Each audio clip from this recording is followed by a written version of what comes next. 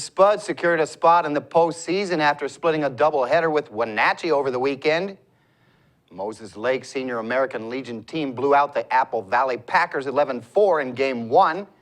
Kevin Cosper tossed 5 solid innings on the bump to record the win. The Spuds were well on their way to a Game 2 victory, up 9-1 in the top of the 5th, but the Packers erupted for 5 in the home half of the frame to make a game of it, and then tacked on 3 runs in the 7th and 1 in the 8th to complete the comeback win. Blake Springer was hit with the loss. Cameron Duke's bat sizzled in the 2-game series as he connected for 5 hits and 10 at-bats with 3 doubles. The Spuds pounded out 26 hits and had 5 extra base hits in the 2 contests.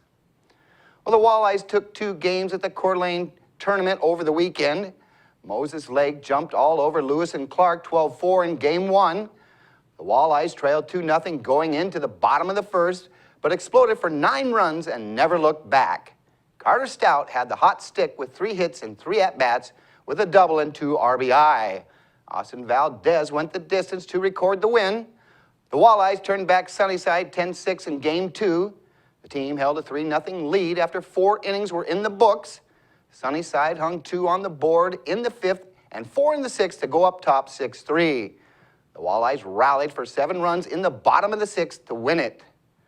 The Walleyes host a doubleheader with the Yakima Beetles Tuesday. First pitch is 5 o'clock. Well, the 16-year drought is finally over with the U.S. women dominating Japan 5-2 in the World Cup Championship match Sunday. Carly Lloyd scored the first and fastest women's World Cup hat trick and only the 2nd hat trick ever in a cup final, and Japan was on the ropes 4-1 at the break. Lloyd scored 3 minutes into the contest and backed it up with her 2nd goal 2 minutes later. Megan Holliday made it 3-0 at the 14-minute mark. Lloyd launched a shot from midfield 16 minutes in that sailed over the head of the Japanese keeper who had vacated the box with her team on the attack. Japan got one back before the half and then got a lucky break on an own goal off an errant header by Julie Johnston as she was defending the box at the 52nd minute. The win was the first for the U.S. women since 1999 and their 3rd title in World Cup play. The 5-2 score was the highest scoring match in women's World Cup history. Lloyd was awarded the Silver Boot and the Golden Ball, and Hope Solo got the Golden Glove Award as she only gave up 1 goal coming into the final match. Rookie Mike Montgomery pitched another gem for the M's, and Seattle knocked off the A's 2-1 at the Oakland Coliseum. Sam Fuld broke a scoreless streak of 20 consecutive innings for Montgomery when he knocked a solo shot out of the park in the 3rd. That was the only run of the ball game for the A's as the Mariners bullpen shut down Oakland the rest of the way.